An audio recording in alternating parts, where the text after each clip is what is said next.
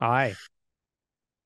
So I've been having this experience this week several times where I feel like all will and agency has just dropped away. And when I'm in this place where so for me the word is will, because I've like my whole life has been driven by will, like everything that I do, and the fact that I'm so attached to doing, and my whole self-worth and my whole identity is around doing. And so I've been having these experiences this week where it's like it's all gone. It's just like there's this, it just bottoms out. The will, the agency, it's just like gone. And then when this happens, I feel like there's no justification for me existing anymore. Like, what's going on here? What's the point? So I just the way I've been responding to it is just kind of waiting for my body to say, okay, I'm ready to do, just to do what arises. Um, but it's been a little disconcerting, not a lot, but it's definitely been like this total emptiness.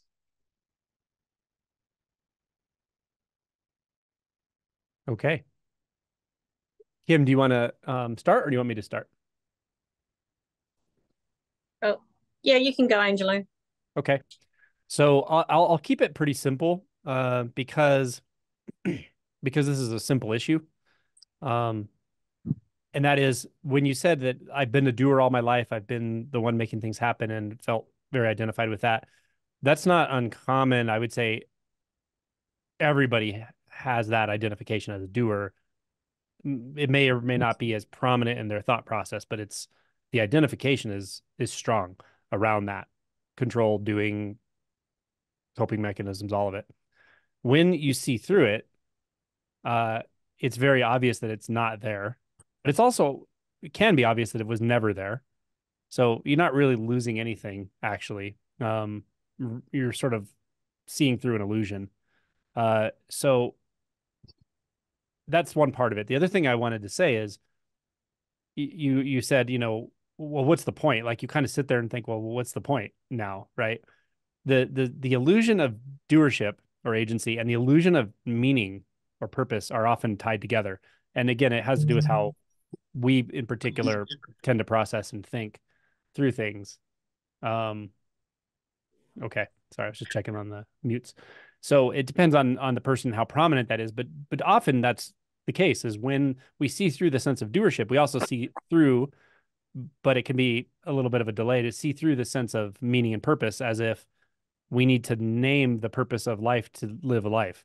But when you see you were never the one living life, life is living itself, what's the point in purpose and meaning either? These are also just abstractions. They're just fabrications of the mind. They're a little bit distracting, if anything.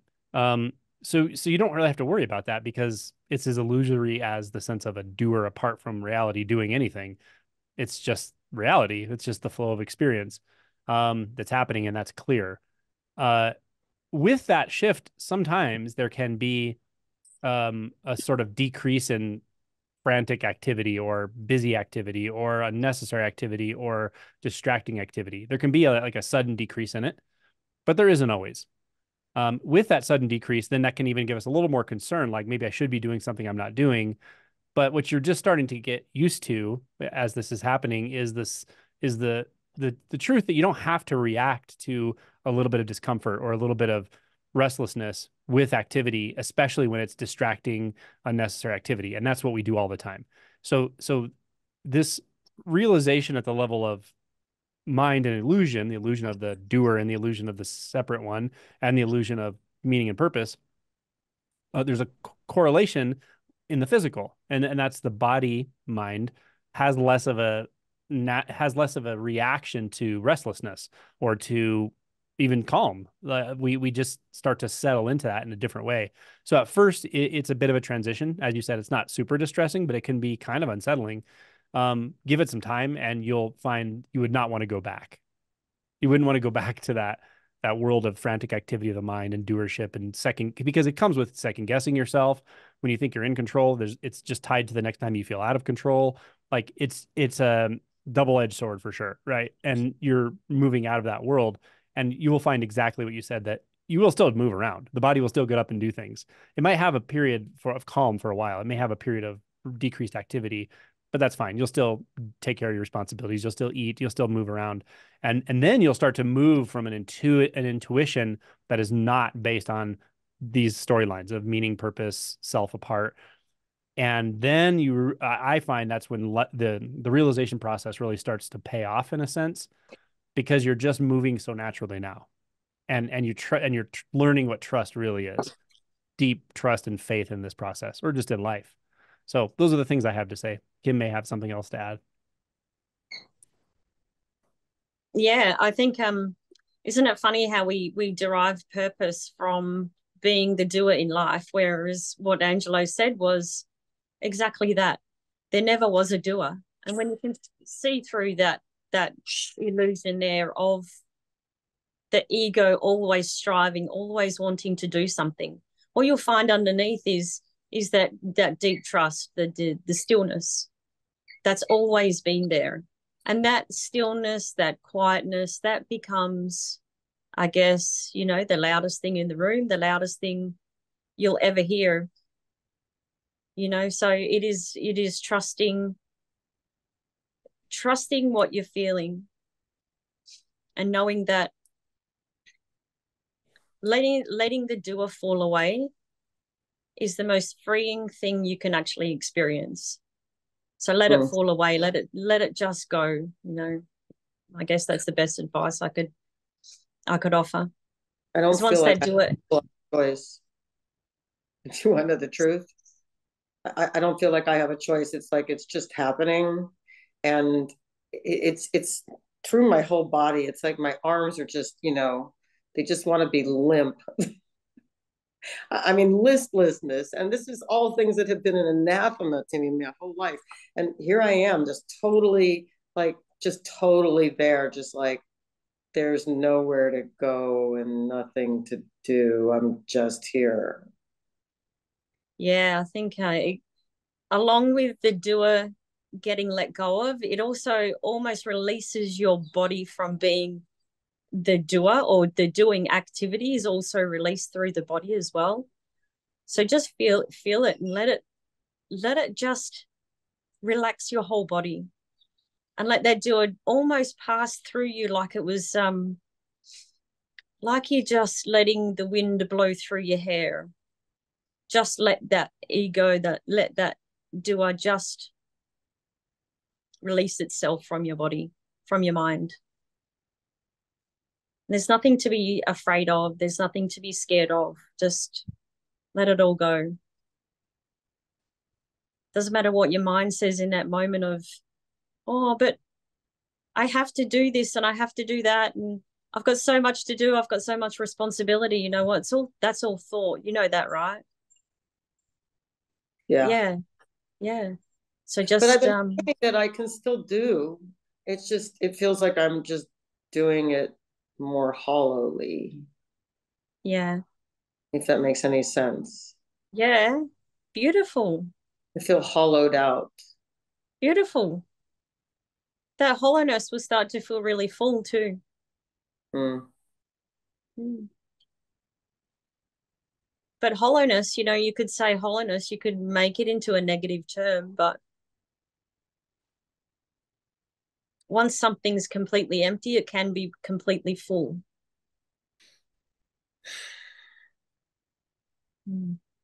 Okay, well, I have to go with completely empty first. Yeah. Yeah. That's where I am right now, is emptying. Yeah. But I trust it. I mean, it feels fine. It's just very different. Yeah. Beautiful. Cool. Thank you. That was a great question. Okay, let's see. Let's go to Rose. Hello. Hello, Dr. Hi, Rose. Angelo, Kim. Thank you. Hi. I didn't expect you to call me so soon. But I raised my hand because I just wanted to, just if you have any tips or additional insight, I wanted to, I was doing a little bit of the work by Byron Katie. I'm working with Chris Guimond, doing some awakening sessions with her. It's been very helpful.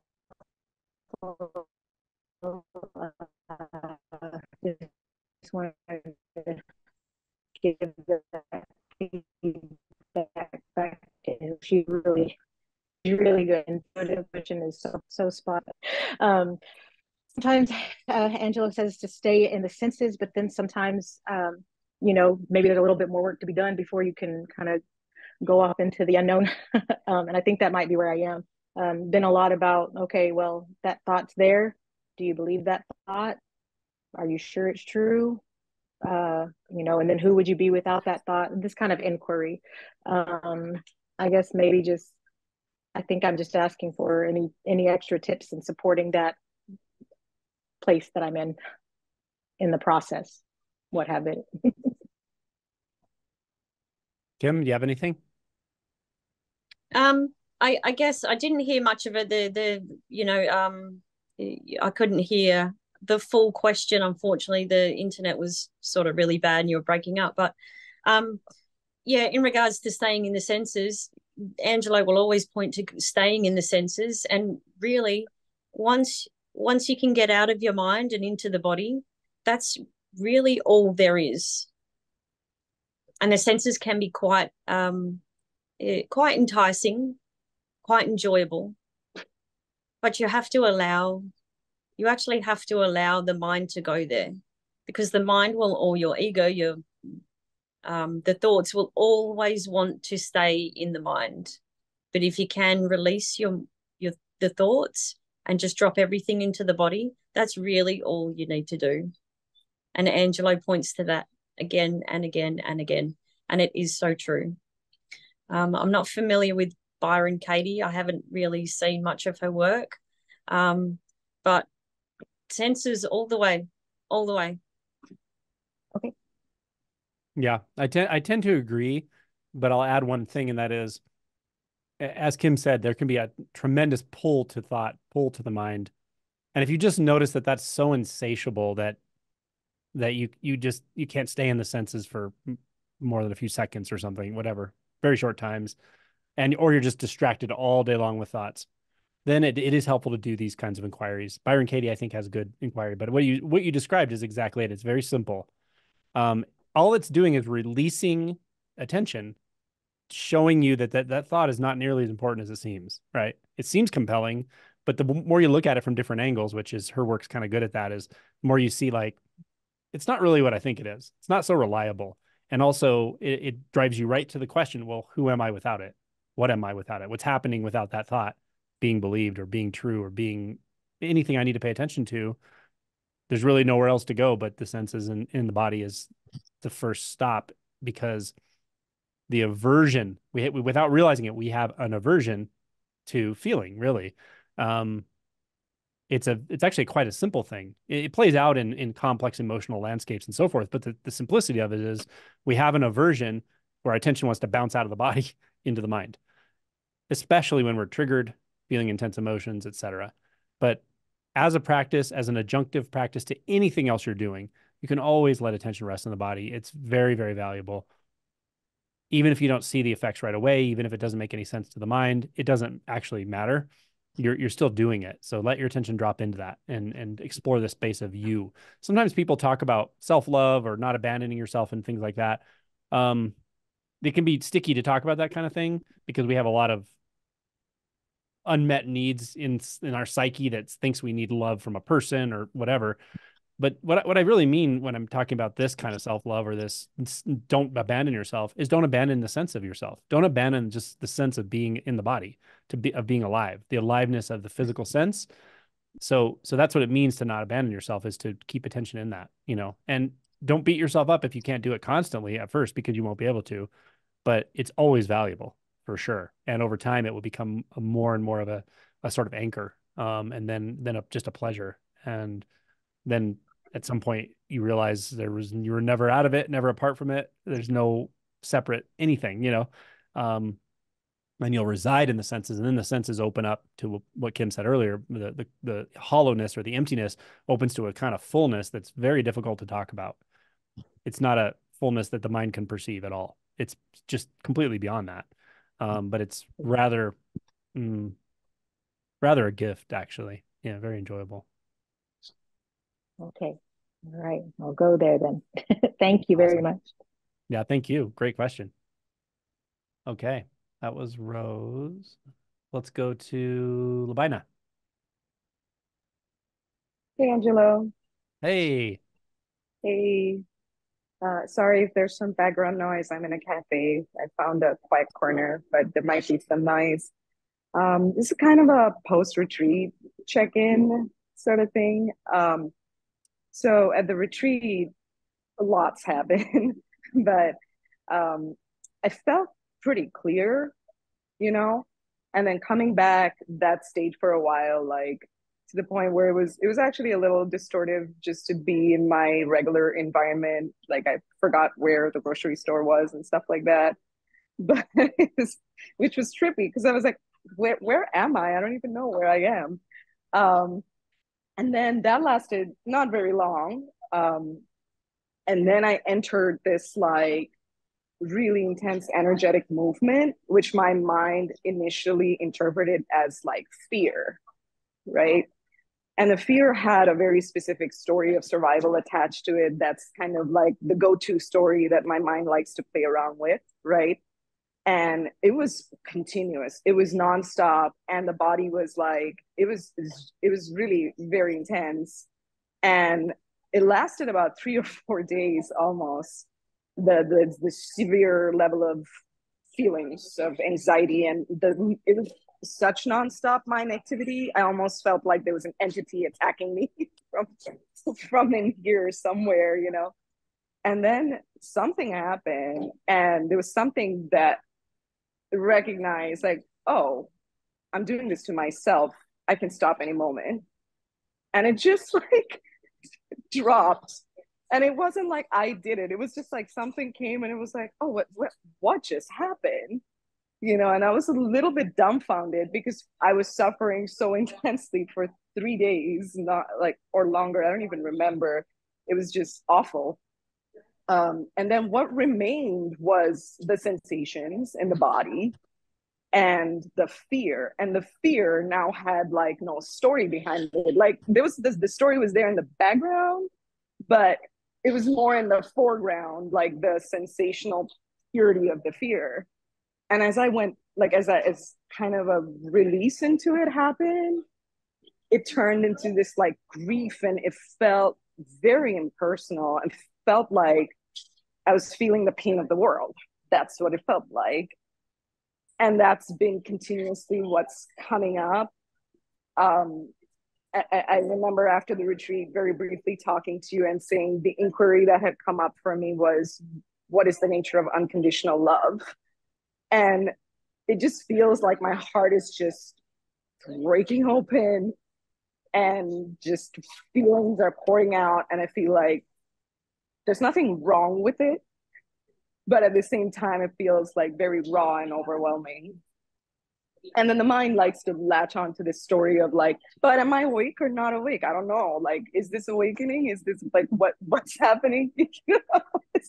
It's really quite ridiculous. And then earlier today, I had the sense that there was just one thought separating me from everything. And that sort of freaked me out a little bit because I was like, wait, I feel like that thought is the only thing that's sort of holding everything together. And the fear came up again, and then the whole thing started all over again. But now I'm not, I don't know how to explain it. Now I'm not like fighting it as much. Before it felt like there was all this stuff to it, but my mind does not want to let go of the story of, am I awake? Am I not awake? Is this clarity? Is this emotion? What am I feeling? But when I really let it go, it's just like this pure feeling. And it's just like, yeah. So that's just where I'm at. Yeah. A lot of identity structure dropping out. That's what it feels like. And Okay. it's awesome. It's great. That's what you're here for. There's not gonna be a map for this. Like, you can't really compare what you're going through to anything anyone else has said. It's gonna match up because it's so impossible to talk about it. In one way, it's like may feel very personal and impersonal at the same time. It can feel like just a really deep energetic release, and there can even be a thought component. The mind's still trying to get traction, but it never can. So it's okay that thoughts are there, of course, and they're kind of at this point probably silly to you almost, and there's going to be some emotion components to it. But underneath it all, what I feel when you describe this is a lot of energetics, a lot of Yeah. deep release. So I think you're oriented to it very well. It feels like perfect. Yeah, that's great. This won't last forever. This intense energetic roller coaster or whatever. It doesn't last forever, but it'll last as long as it lasts. And as you probably intuit, it's not like you can do anything about it. So I think you're in a very good place. But when you're in those sort of deep identity structures, this is what it feels like. Yeah. It also feels like the different components of shame come up, memories come up, but sort of, yeah, like you said, it's just a lot of energetics overall, I guess. Yeah. Mm. It's the best way to describe it. Yeah. Yeah. Kim may have something to say as well. No, I think it's really beautiful what you just described with feeling the pain of the world, and you've got this release of all these emotions at the moment. And I think sometimes we like to think the release of emotions is a bad thing, but it can be such a beautiful place to be, just to let all that, let it all go, and just, let all those emotions run through. Let the doubt be there, let the fear be there, cry, whatever you need to do. I think it's so beautiful. I think, what Angelo said was exactly, you're in such a good place. And it really is just a matter of feeling everything to its end. Okay. Yeah, Thank you. it can be oh, how do I say it? Like, at this stage of things, it can be so unpredictable in a way. It's just so off the map. Like, I know that feeling of just being off the map. Like, should I be doing something? Should I be doing nothing? I don't know. Like, you don't know how to orient yourself to it anymore. Yeah. But that's fine because you can't, and you never have oriented yourself to this. This is just what's happening, but it's powerful. It's a very powerful process that's been underway for a long time, and now it's just coming full on in your experience into consciousness without many filters anymore. And that's fine. There's nothing you can do or need to do. Just, to the degree you can, embrace it, feel it. It even feels like physically this sense of like something just anyway. Mhm. But I do feel like I trust it in, even within all of this, there's like a trust developing that has like no real footing to it. Mhm. It's just coming out of nowhere. So Yeah. going with it. But that's what the retreat did, Angelo. Thank you. You're welcome. It was a powerful a retreat energetically for many, many people. Yeah. Yeah, it was really beautiful. I'm very grateful for everyone who was there, and for you and Violet and the team. Yeah. I'm glad you were there. Thank you. Okay. Let's go to Soren. Hey, Hey. um, the, I'm in my car right now, so that's why it's a bit dark in the lights. So, Great. and it's almost midnight. Well, Thanks for coming. I try not anyways, to put these all this late in the evening for Europeans, but I kind of switch them yeah, between that and people from the Asia and Australia. It's better time for them. So it's okay, it's fine. Um, anyways,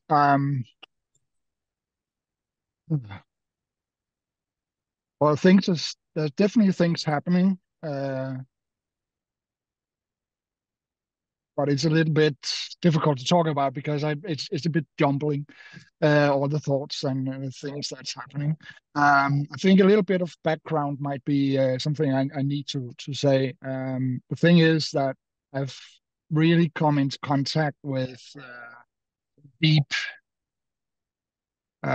stuff in the pain body to use.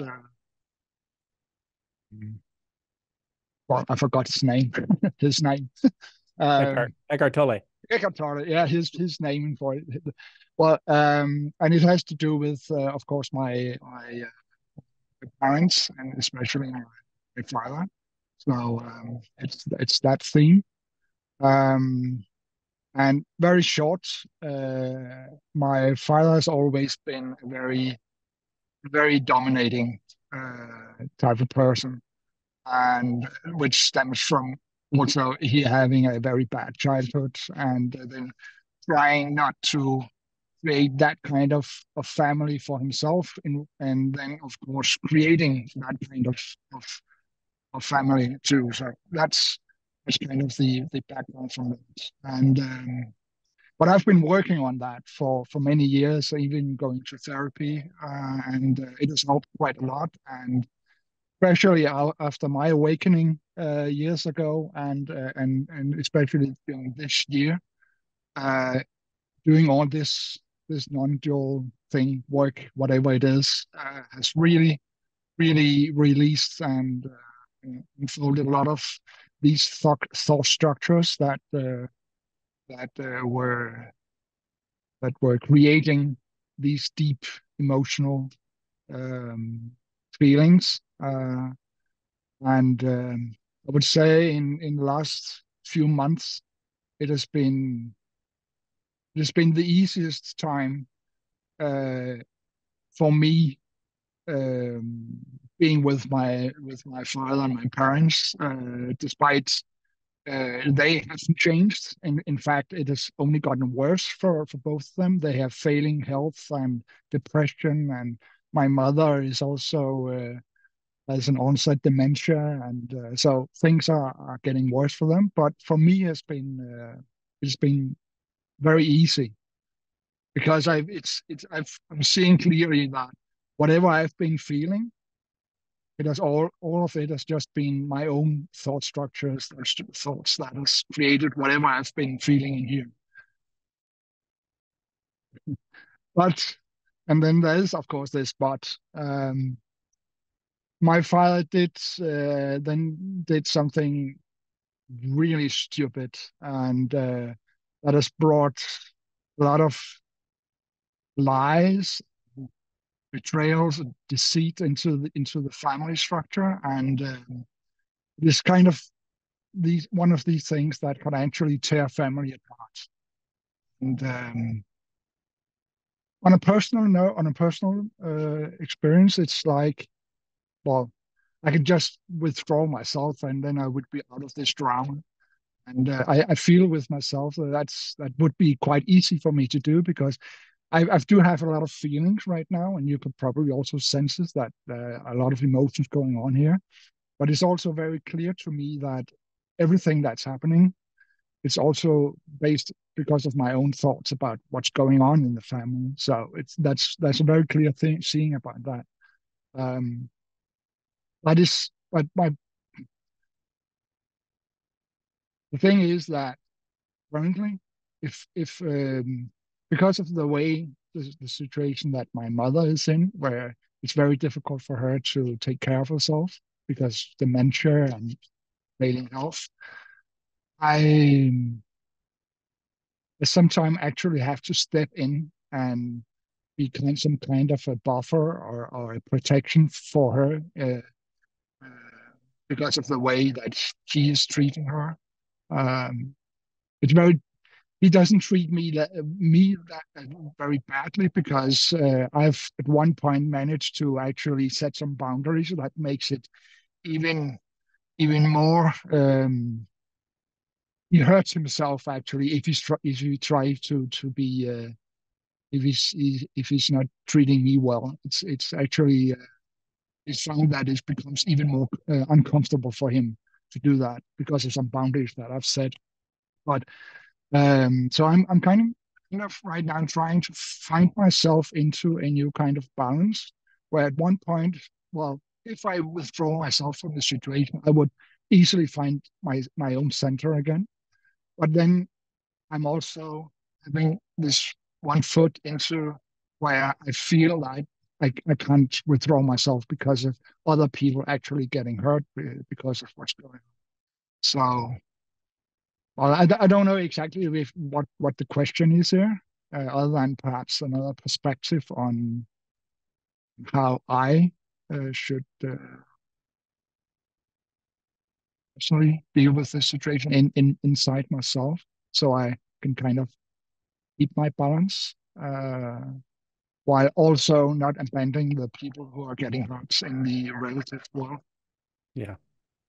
Yeah. I just have something brief to say, and then we can turn it over to Kim too. But Yeah. first of all, I just want to say, obviously, you have a tremendous amount of compassion for the whole situation, and that's great. You know, that helps a lot, even when things are confusing and there's often no obvious good solution.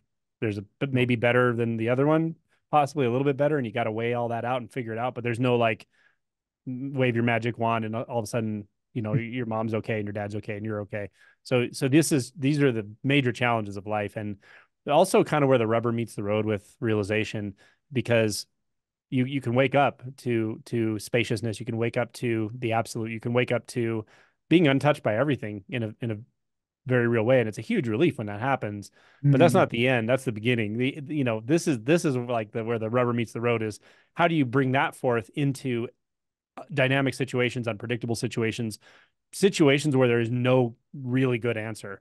No matter how you look at it, there's probably not a great answer, but there's maybe somewhat better answers, or processes or ways of reacting or moving through the situation or whatever. So that's your challenge. You know, your challenge is to bring as much clarity and heart into every moment that you can. And I'll give you a very simple formula. It's not always going to be possible, but it's the most helpful I can think of. And that is, in these dynamic situations, first of all, accept the fact that it's dynamic, changing. There's not going to be a perfect answer at all. There's not going to be a fully, deeply satisfying answer for everyone. And just accept that, and accept the fact that it's also mysterious. You don't know what the next time you encounter your father, you're not going to really know what's there. Just like the next time you encounter your mother, you really aren't going to know what's there. You can't even know your own your own responses to things. All you can know is that there's a mystery here, and it's right in front of your face, and it's right in the body, and you can feel it through the sense fields. And just give yourself permission to stay with those, really stay with those. And when you're not in these situations with your mother and father, which are very challenging, and you find yourself wanting to think about it or turn it over in your mind, go into the body, go into the real mystery that's right here, and trust that it will bring the right answers and responses when the time comes. And it will, more and more. But you have to start by accepting the fact there's no great answer here. You know, and that's sometimes the challenge of life. And that's okay too. That's actually okay too. And the more you accept that, the more you can actually find pleasure in navigating challenging situations when there's no great answer. And you're not completely, you don't have the, you know, you don't have the necessarily the tools to fix this. You don't. No one probably does, actually. And that's okay, you know. But you have what you have, and you have presence, you know, and heart, and a willingness to surrender to the mystery, that if that is possible. But you always have the physical avenue, which is the body sense. So try to get yourself trained to stay with that, even in these dynamic situations. Yeah, that's my only response. But I feel for you. You know, these are the challenging situations of life that you can't spiritually bypass by just saying, "Oh, there's nothing really happening, and nothing, you know, everything is emptiness." Sure, yeah, you can experience that on the mat. Try it when you're in that situation. You know, I was thinking that a few years ago I was I was assaulted on the streets from a mentally disturbed person, just out of the blue for no apparently reason other than just being too close to him, and where he jumped me and actually got hold and got a strangulation grip on me. Fortunately for him, I know martial arts, so I was able to defend myself. But it hurt me mentally because was without any emotional defenses at the time because of other things happening in life. But but that, even though that actually made me go on sick leave for a year and a half, that felt like very easy compared to this. This is something. This is otherworldly, I would say. So yeah. But yes, as you say, there's no easy answers to this. So it's mostly just me that I'm trying to find a new balance into this and feel it. Yeah. Yeah. Thank you. You're welcome. Kim, you have anything to add? Yeah, I think family dynamics, they're fun, aren't they? Sometimes the Yeah. most compassionate, you know what, sometimes the most compassionate people feel so much from the world and the people around them. And they get hurt. You know, compassionate people do get hurt very easily because we want to fix and we want to solve, we want to help. And you sound like the sort of person that really wants to be able to solve people's problems and help them. And that's such a beautiful place to be. And I think with what's playing out with your family, just know that there's nothing to solve for anyone. There's nothing you can really do but be there for them and be there for yourself, which is more important than anything, is to be there for yourself. And to feel what you need to feel, because this really is part of the shadow work, part of the emotion work. And although it's coming from an external place, being your family, it really is ultimately the shadow work that you need to be doing to go deeper into yourself. So really just be there for yourself. Yeah. Yeah. Yes. Thank you very much. Good luck to you. Thank you. And to your parents. Yeah, you're welcome. Let's go to Jeannie.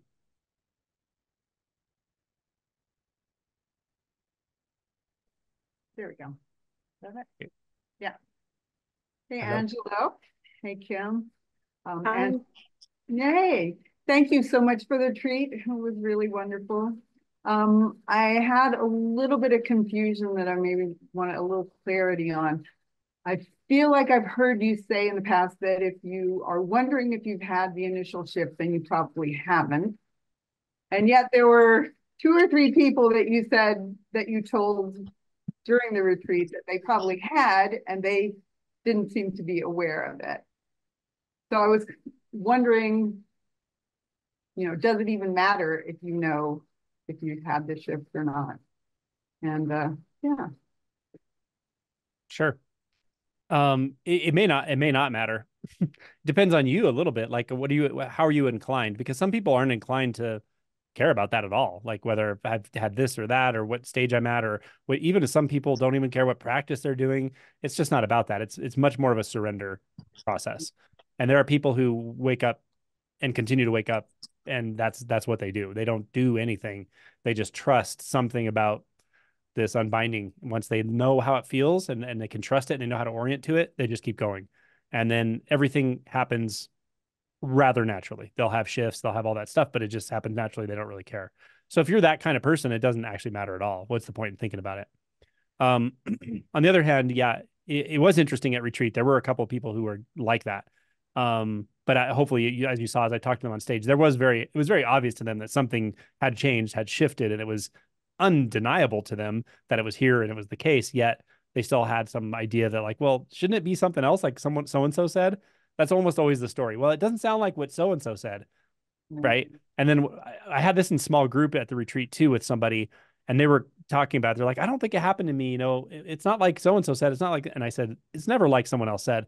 But then they proceeded to talk about like the portals opening up and all this stuff happening and all this. And I'm like, okay, now people are listening to you and they're going to use what you're saying right now to say, well, I haven't had an awakening, because what you're describing, a lot of this is just interpretation. It's the way people talk about things. It's the way people describe things. Some people are very demonstrative with everything they talk about. Other people just don't even talk about it because there's nothing to say. So it's so variable in how people will describe what happened and so forth. So it's unreliable to listen to that, I think. The real question is, was there some kind of transformation in identity, if you really want to know? about a specific awakening event or moment or whatever. Was there a significant shift in identity where before that you definitely took yourself to be something rather different than after? And usually that something is a thought-based self in time that struggles, that feels constant self-doubt, that believes it's in control of everything and it's all through thought, and literally just hypnotized by the landscape of thought. And then something else opens that's far beyond that, and something in the identity just releases, and it feels so much more free. And there's an obvious, ineffable presence all the time. It's just undeniable. That's usually the gist of what happens with that, what I call a first awakening. But even then, it doesn't actually matter whether you've had it or not, because the kind of guidance I give people before, kind of during, and after are reasonably the same. It's, feel what's coming up. Right. Notice what's coming up. If you feel fixated in the mind, question it. Question the thought. Question the belief. Otherwise, feel, be here fully with what is. And if surrender makes sense to you, that's the path. The path is really letting this process just deepen itself naturally and clarify itself naturally right here and right now, and remain in the wordless experience. There's not much more to do, right? So I don't know how that resonates with you or where you stand with all of that. Sounds great. Yeah. Good. Yeah, I want to hear Kim's take on it, by the way, if she has one.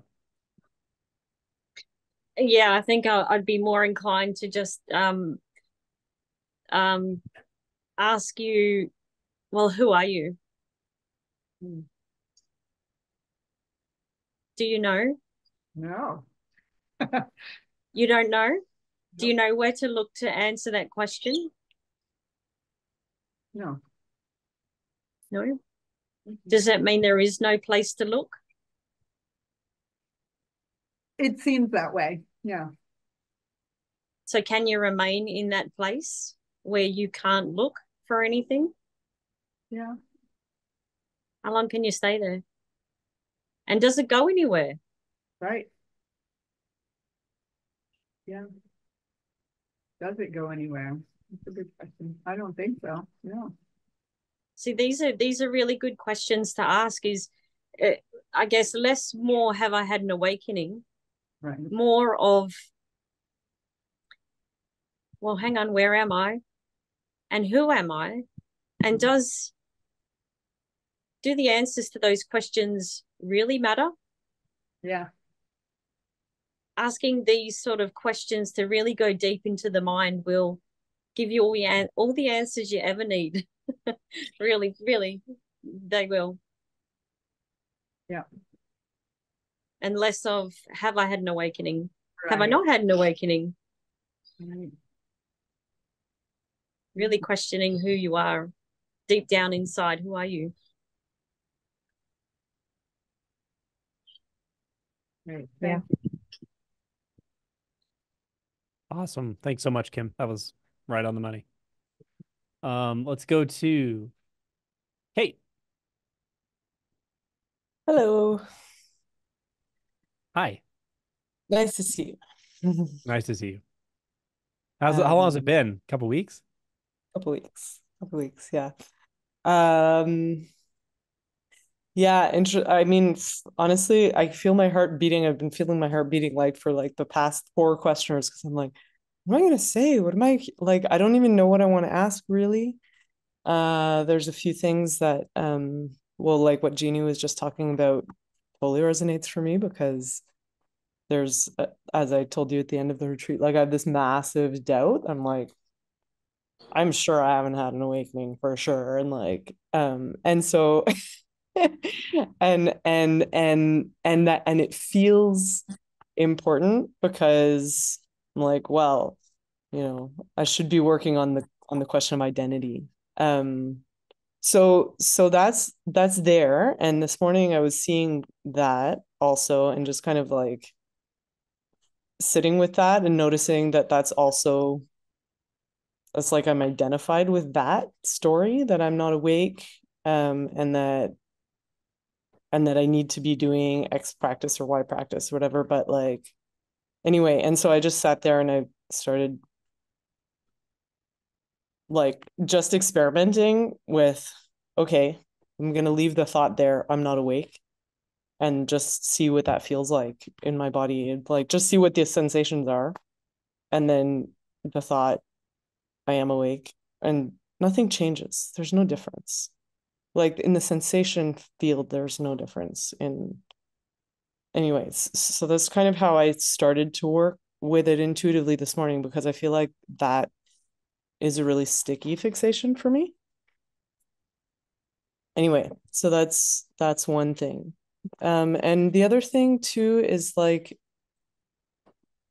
there's been a lot of drama in my household with my landlord, and anyway, a lot of stuff coming up and a lot of just feeling like helpless about the situation, feeling like I don't know. A lot of stuff. There were really intense emotions the other day, and then the next day I was just like, just a feeling was just like, I don't feel like fighting. I don't feel like, like I could get up in a big huff and like try and go into a big thing and like call the rental board and tell them that I'm being bullied, like whatever. But I'm also like, just can't fucking be bothered. And I'm kind of, I've been feeling really blasé, I think, about just life. Like, I don't know if it's existential angst, but I just like, I don't really see the point in anything, but I also don't, it's not in a depressive way. Like, there's nothing, it's just like, I'm just like, okay. Like, life is doing what it's doing, and I don't, I don't know. Like if I look at all the objective things, like I'm single, I've been single for, 10 years or whatever. And I don't have any animals, and I live alone, and my family has exploded, and blah, blah, blah, blah, blah. And like, I just don't see any, um,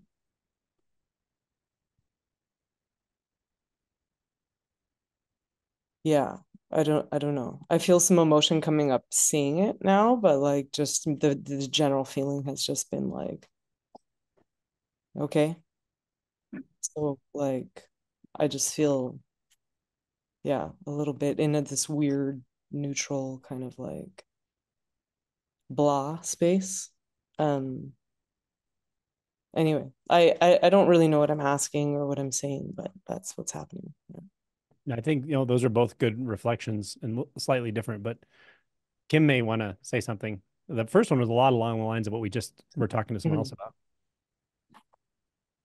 Yeah, I guess what I hear mostly is helplessness and surrender. That seems like what's really happening with you at the moment is life is showing you that you need to surrender. Mm.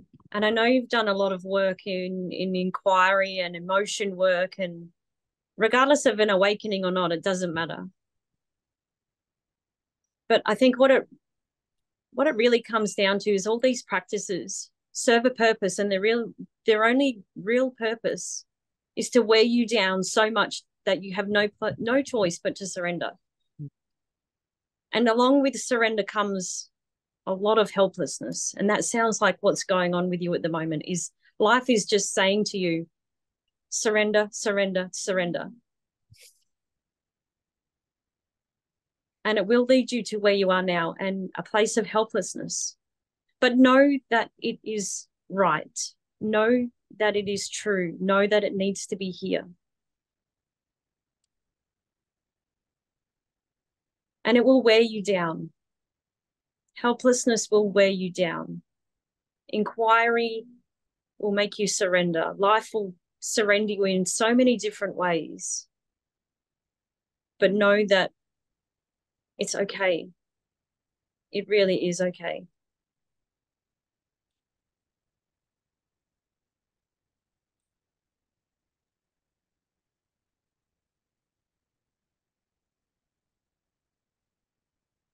And just feel the emotions when the emotions are coming up and you're feeling helpless.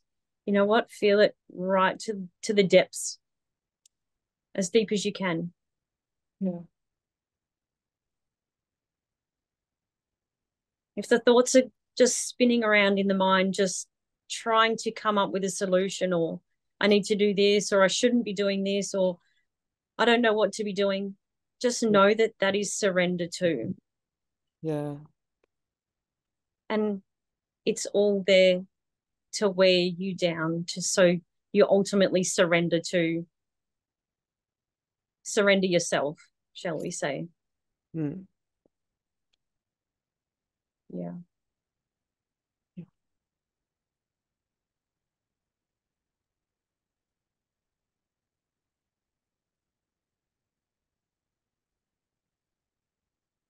Hey, I don't have much to add because I think that was such a well tuned in pointing, and it's exactly what I feel in this conversation and the last one we had actually. The only thing I want to add is I pick up a little sometimes when I talk to you, I pick up a little sense of like you want to know where you stand somehow. I don't know if it's with realization or the world or people or your own life or whatever.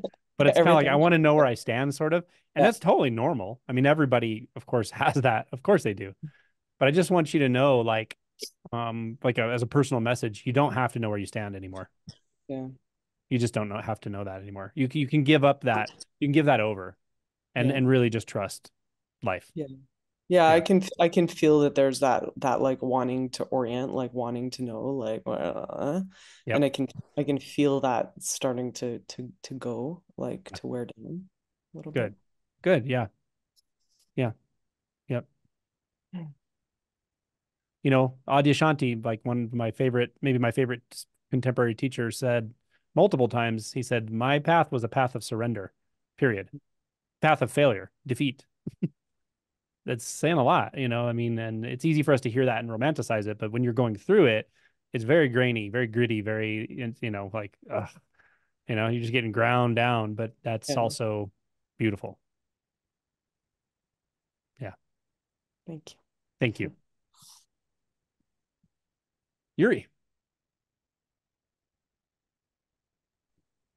Hi. Hello. Uh, Hi. Good to see you. Nice to see you. Where are you messaging us from, or where are you calling in from? Washington, Okay. Seattle. Seattle. Yeah. Um,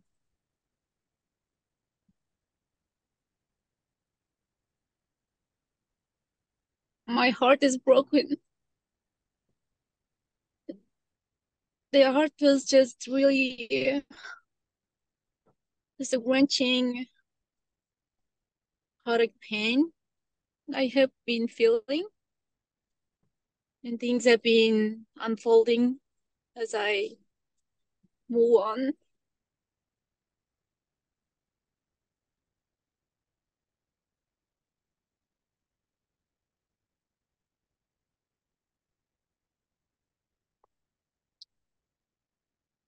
The other day, my husband showed me a picture of us in Hawaii last year, 1 year ago, and I didn't remember and I didn't recognize that.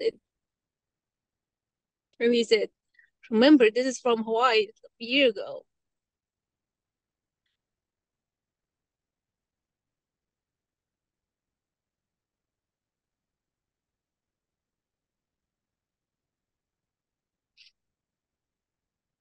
I felt this sad. I didn't recognize that, and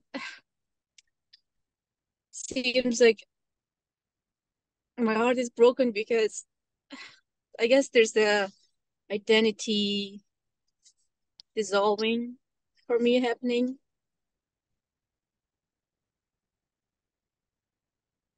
And I'm afraid there's a belief, seems like there's identity of who I was, and dissolving seems like abandoning. And I have abandoned people, left people behind entire my life. And now it seems like I am this identity of like stories and who I was dissolving.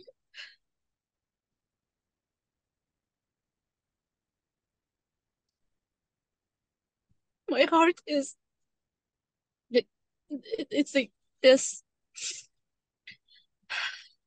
and I don't know, like I don't really have a question. I guess I just need to be seen.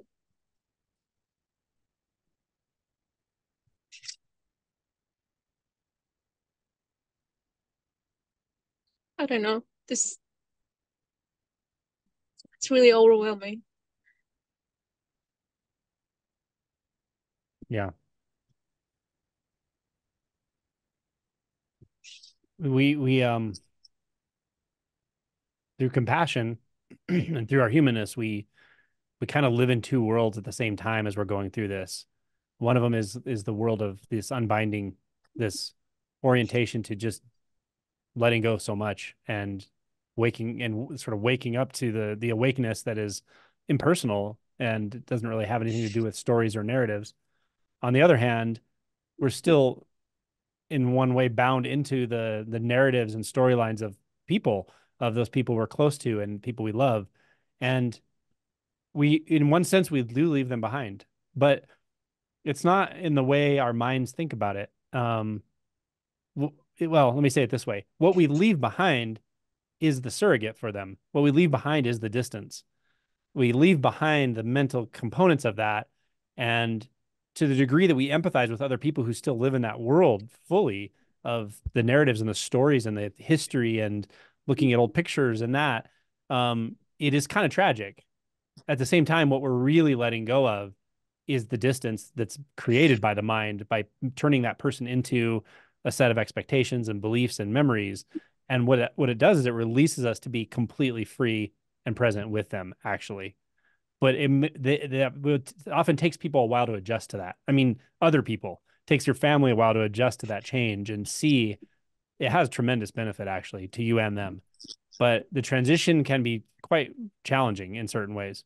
And just that the salient example you gave of the picture was really powerful, actually, because I related so closely to that. I mean, I can't tell you how many times people will ask me, do you remember this? Do you remember that? And it's just blank. Like it doesn't distress me at all anymore, not in the least, because there's either a memory there or there's not. So when it's not there, there's nothing there. And, but the beauty is I can meet them right here. In this moment, I can meet them here. I can meet them physically, emotionally, energetically here fully because I can't live in that world anymore. And so there's a beauty to it, but there's also a sort of, I don't know, a little sentimentality to the fact that not only do you let go of all of that narrative and stuff, in some sense, people have to let go of it around you in regards to you, but they won't want to necessarily. So there's a bit of a tragedy there, but again, everyone really benefits in the end because it just allows you to be thoroughly present, actually. So like so many aspects of this, it's a transitional phase you're going through where there's just so much letting go and restructuring of everything. Um, um, and it can be quite heartbreaking and deeply emotional. But you're present with these emotions. You were when I met you before, and you are now. You're clear on the fact that this is just what needs to be experienced, and it's okay. You can really trust the process, even with the heartbreak, even with that it can be very confusing to those around us at times. But don't even hold on to that because that can change on a dime too. I've seen so many examples of spouses and partners where one person's waking up and it's freaking the other one out, and then that other person wakes up and they don't have to, but things happen in all these different ways because this is such a dynamic, unpredictable process. It's rather mysterious. So to the degree that you can also orient to the mystery of it, even in the depth of despair, the mystery that is an emotional experience, the mystery that is this profound experience that's occurring right now energetically in the body. Tears are coming.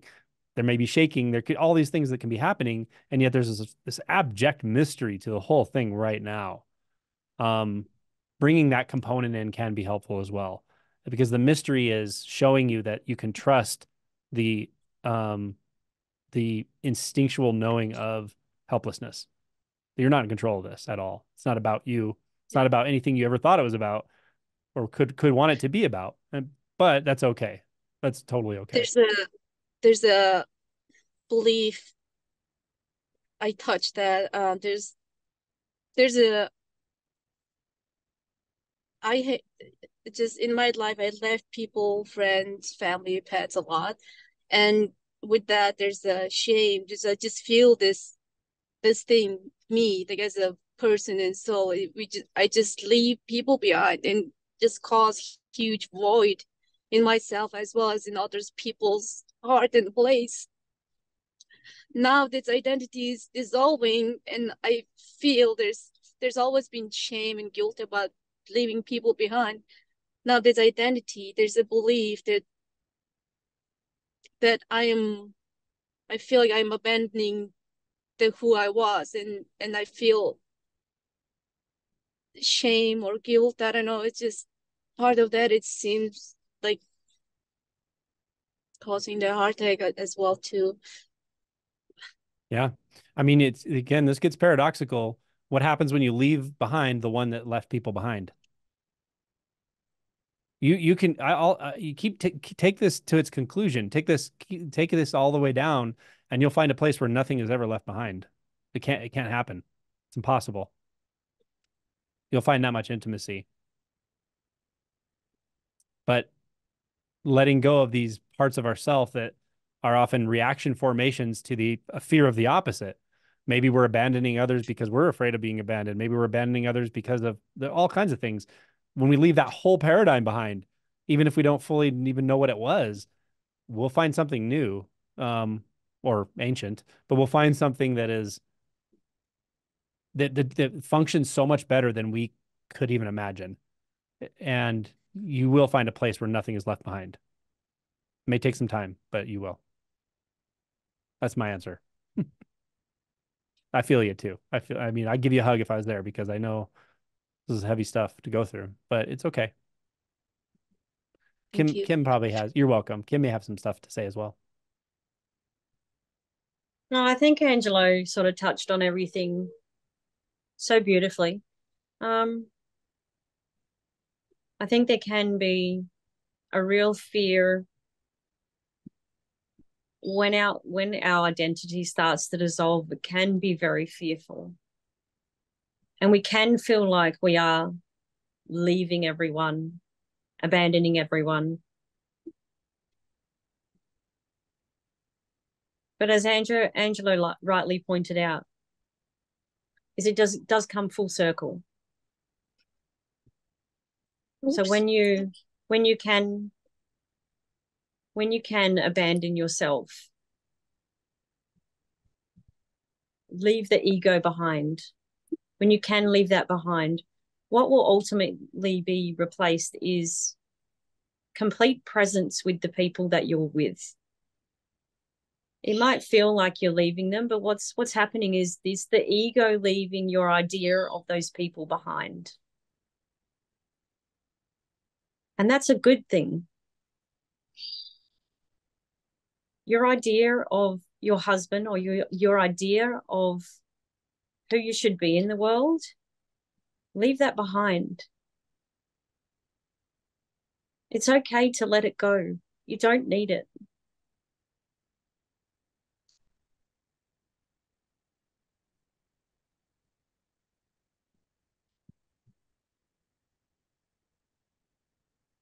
It will be replaced with fullness.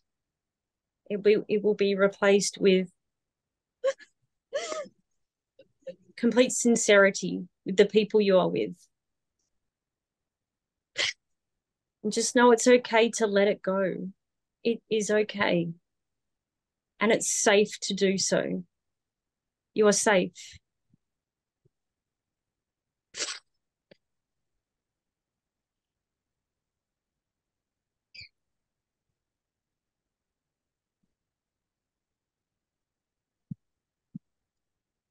There's a rainbow on the other side of all that. There really is. And letting go of ourselves is never easy. Because letting go of ourselves is also letting go of everyone else at the same time. but it's okay.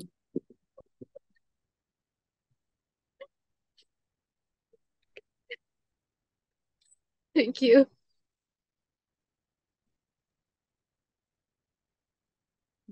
Thank you for sharing. Thank you. Hmm.